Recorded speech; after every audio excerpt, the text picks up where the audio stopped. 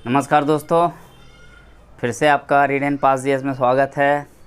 और इन दिनों हम लगातार जो है पर्यावरण पे चल रहा हूँ और बता दूँ कि पर्यावरण से बहुत सारे प्रश्न अभी पूछे जा रहे हैं एग्ज़ाम में। तो आप पर्यावरण को काफ़ी अच्छे तरीके से पढ़ें ताकि आप अदर विद्यार्थी से कुछ हट कर के काम करें, है ना। तो चलिए, यहाँ पे हम लोग कल जो है बायोम की बात कर रहे थे और बायोम में हमने चर्चा किया था स्थल बायोम का, कि स्थलीय बायोम को कितने भागों में बांटा गया और मुख्य जो आपका बायोम था उसका हमने चर्चा किया था। आज जो हम लोग बात करेंगे वो है जलीय बायोम की बात करेंगे। आप जानते हो कि धरती पे 3/3 क्षेत्र पे आपका जल है, लगभग 71% पे जल है। तो इतना बड़ा जल का भंडार होने का मतलब है कि इतने बड़े जो जल का भंडार है इसमें जीव का भी उत्पत्ति होगी, क्योंकि एक व्यक्ति या किसी भी जीव को पनपने में जल का बहुत बड़ा योगदान होता है। हमने ये भी बताया था कि सबसे पहले धरती पे अगर जीव कोई आया तब वो आपका जल में ही आया। तो आप यहाँ पे समझ लीजिए कि जल का काफ़ी बड़ा महत्व है। तो हम लोग जलीय परितंत्र की बात करेंगे, यानी कि ऐसा जीव का समूह जो अपना जीवन यापन जल में करता है, अपना सारी आवश्यकताओं की पूर्ति जल में रह कर के करता है। तो पहला है अलवणीय जल। अलवणीय का मतलब होता है कि जिसमें साल्टेड ना हो, यानी नमक ना हो।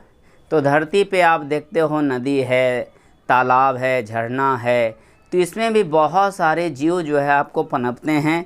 खास करके मछलियाँ, कछुआ, मगरमच्छ, ये सब जो प्राणी हैं आपका जल में ही पनपते हैं। तो यहाँ पे अलवणीय जल उसे कहते हैं जिसमें नमक की मात्रा कम होता है, जैसे में बहता हुआ जल। तो वहाँ पर भी एक परितंत्र का निर्माण होता है। वहाँ पर भी जीव जंतु जो है एक दूसरे के ऊपर निर्भर रह कर के अपने आप को सर्वाइव करता है, जीता है। और नदी तालाब में जो भी आपका प्लैंकटन जैसा कुछ घास पाया जाता है जिसको खा करके मछलियाँ जीवित रहती है, छोटी मछलियाँ को बड़ी मछलियाँ खा करके जीवित रहती है। तो इस तरह से वहाँ पर भी आपका जो इकोसिस्टम है वो बैलेंस आपका रहता है। दूसरा है आपका समुद्री परितंत्र। समुद्र में भी आप देखते हैं बड़े स्तर पे आपके जीवोम पाए जाते हैं, जहाँ पर जीव जंतु बड़े बड़े मछलियाँ जैसे व्हेल मछली, हाँ, शार्क मछली और भी कई प्रकार की मछलियाँ वहाँ पे मिलती है। तो वहाँ पर भी देखते हैं जहाँ तक सूर्य का प्रकाश जाती है वहाँ तक जीव जंतु जो है बड़े अच्छे तरह से पनपते हैं। तो समुद्र भी जो है आपको बता दें कि दुनिया का बहुत बड़ा विशाल बायोम के रूप में जाना जाता है, जहाँ पे अनेक प्रकार के जीव आपको देखने को मिल जाएंगे। यानी जिस तरह से आप धरती पे देखते हैं सभी जीव का समूह देखते हैं, झुंड देखते हैं, तो आप अगर सागर का भी यात्रा करते हैं, सागर के अंदरूनी भाग में भी जाते हैं, तो वहाँ पे भी हजारों लाखों प्रकार के जीव जंतु आपको देखने को मिल जाएंगे। इसके बाद हम लोग ज्वार नदमुख की बात करते हैं। ज्वार नदमुख वह क्षेत्र होता है जहाँ पर नदियाँ गिरती है और गिरने से पहले जो है अपने मलबा को जा कर के बिछा देती है। तो वो मलबा जमा होते होते एक टापू जैसा बन जाता है, जिस पे आपका एक बायोम डेवलप कर जाता है, जीवों का एक समूह डेवलप कर जाता है।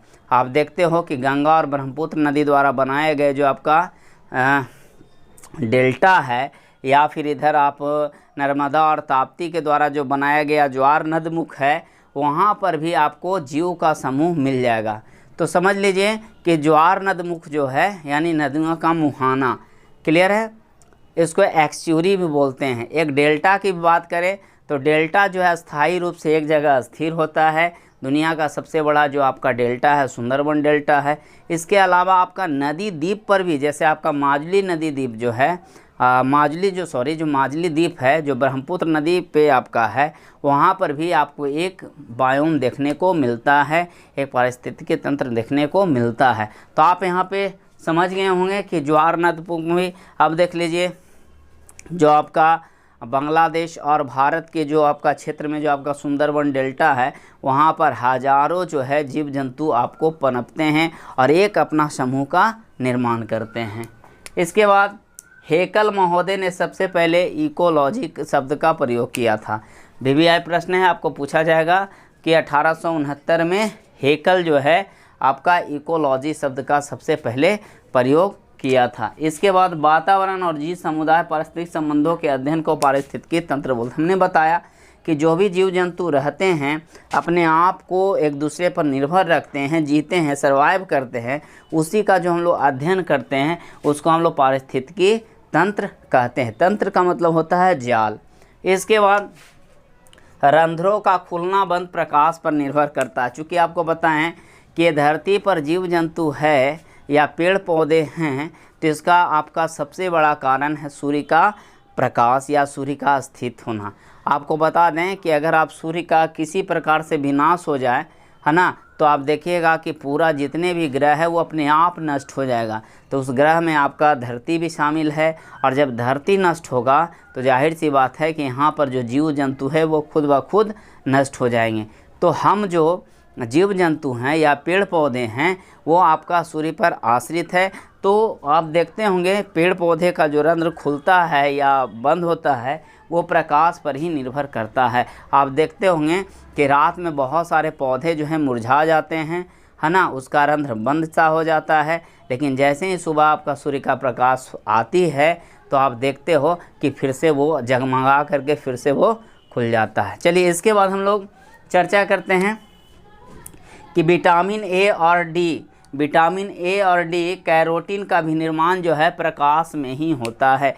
अगर प्रकाश ना हो तो विटामिन ए, विटामिन डी और यहाँ पे जो कैरोटीन है ये आपको नहीं मिलेगा। यानी सूर्य का प्रकाश भी जो है इन तीनों चीज़ों के लिए काफ़ी महत्वपूर्ण होता है। इसके बाद अल्पदीप्तकालीन पौधा जो है तंबाकू और सोयाबीन है। याद रखिएगा कि अल्पकालीन जो आपका पौधा है या अल्पदीप्ति काल यानी कहने का मतलब कम रोशनी में भी, तो वो है आपका तंबाकू और सोयाबीन। इसके बाद छाया प्रिय पौधा को हेलियोफोबस कहते हैं, है ना, यानी छाया प्रिय जो छाया को पसंद करता है उसको क्या बोलते हैं, हेलियोफोबस बोलते हैं। तो याद रखिएगा जो छायाकृत आपका पौधा है उसको हेलियोफोबस कहते हैं। जैसे आपका देखिए मनी प्लांट, मनी प्लांट जो है वो छाया में ही आपका उगना पसंद करता है। तेज़ धूप में अगर उसको आप लगाते हैं तो वो आपका जनरली जल जाता है, तो ये छाया प्रिय है। एंजाइम क्रियाशील सर्वोत्तम आपका तापमान जो है 25 से 35 है, यानी 35 तक जो आपका टेम्परेचर है उसमें आपका जो एंजाइम है वो काफ़ी एक्टिव होता है और काफ़ी महत्वपूर्ण होता है। इसके बाद देखिए यहाँ पे कहता है अल्पाइन ब्रिज, वैसा ब्रिज जो आपको अधिक ऊंचाइयाँ पर मिलती है, हिमालय क्षेत्र या जहाँ कहीं भी ऊंचाई आपका 3600 से आपका 4000 है, यानी 3600 से 4000 जहाँ भी है वहाँ पे अल्पाइन किस्म का पौधा आपको देखने को मिलेगा नहीं। इसके बाद आइए अंकुरन के बीजों के लिए कम तापमान पर रखने की क्रिया को बसंतीकरण कहते हैं। क्या कहते हैं, आप जानते हो कि अगर हम बीज को कम समय यानी धूप में रखेंगे या हीट जगह में रखेंगे तो उसकी जो क्रियाशीलता क्षमता है वो ख़त्म हो जाता है, जो उसका अंदर जो क्षमता है उत्पादन करने का वो नष्ट हो जाता है। तो इसीलिए अंकुरन के लिए जो बीज होता है उसको हम कम तापमान में रखते हैं और इसी को हम लोग बसंतीकरण कहते हैं। क्लियर है, तो आप समझ जाइएगा कि अंकुरन के लिए बीजों को कम तापमान पर रखने के लिए जो क्रिया होता है उसको हम लोग क्या बोलते हैं, बसंतीकरण कहते हैं। मरुद्भिद पौधे में पत्तियां कांटे में बदल जाते हैं। क्योंकि आपको पता है कि मरुस्थल में बारिश कम होती है, तो बारिश कम होगी तो जाहिर सी बात है कि पेड़ पौधे जो हैं उसका आकार भी छोटा होगा, क्योंकि अधिक पानी मिलने के कारण ही वो बड़ा हो सकता है। ठीक है, तो पानी कम होने के कारण जो है वो अपने आप को मरुस्थल में तो ऑब्जर्व स्थिति बना लेती है, लेकिन वो अगर पत्ता को यानी जो कांटा है उसको पत्ता के रूप में बिखेर दे तो उसको अधिक से अधिक मात्रा में पानी की आवश्यकता पड़ेगी, अधिक से अधिक उस पर प्रकाश पड़ेगा, जिससे आपका पानी का ज़रूरत ज़्यादा होगा। तो वहाँ पे जो पेड़ पौधे हैं अपने पत्ते को कांटे के रूप में आपका बना लेता है ताकि उसको कम तापमान और कम पानी में भी वो संतुलित रह जाए, है ना।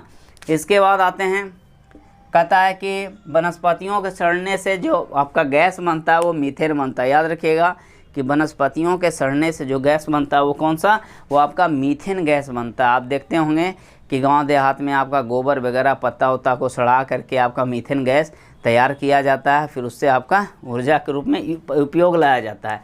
इसके बाद पौधों के सभी पोषक तत्व युक्त कार्बनिक पदार्थ ह्यूमस है। याद रखिएगा, ह्यूमस जो है किसी भी पौधे के लिए बहुत महत्वपूर्ण है। तो पौधे में सभी पोषक तत्व युक्त कार्बनिक पदार्थ को हम लोग क्या बोलते हैं? ह्यूमस बोलते हैं, है ना। कहता भारत में अब नालिका क्षरण सर्वाधिक प्रभावित क्षेत्र जो है आपका मालवा का पठार, चंबल। देखिए, चंबल का एक ऐसा क्षेत्र है जहाँ पे जो भी पेड़ पौधे होंगे उसको लोग काट दिए होंगे, है ना। तो जब पेड़ पौधे को लोग काट देंगे तो आप जानते हो कि पेड़ पौधे जो है मिट्टी को पकड़े हुए रहता है, जकड़े हुए रहता है।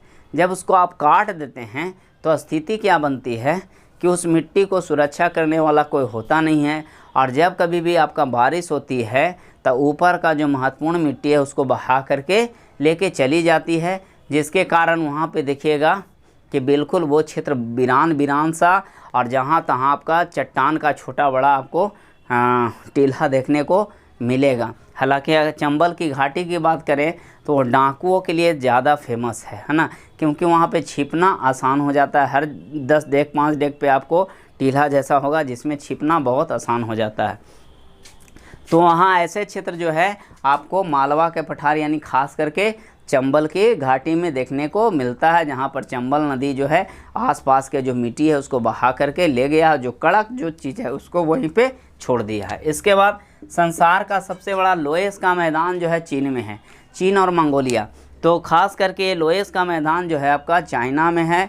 लोएस कहने का मतलब है कि यहाँ पे जो है पवन जो है मिट्टी को उड़ा करके मरुस्थल से, खास करके वहाँ पे आपका गोबी मरुस्थल है, वहाँ पर से पवनें जो हैं बारीक मिट्टी को उड़ा करके जहाँ पर जमा करती है, तो जो जमा किए हुए जो क्षेत्र है, जो मैदान है, उसी को हम लोग लोएस का मैदान कहते हैं। और ये चीन में आपका सबसे बड़ा रूप में है। ऐसे भी वायु द्वारा उड़ाकर जो मृदा ले जाया जाता है उसको बातोड़ कहते हैं। बातोड़ यानी वायु द्वारा तोड़ करके ले करके दूसरे जगह बिछाए गए जो आपका मैदान होता है उसको हम लोग बातोड़ मैदान कहते हैं। और ये क्रिया किससे होता है?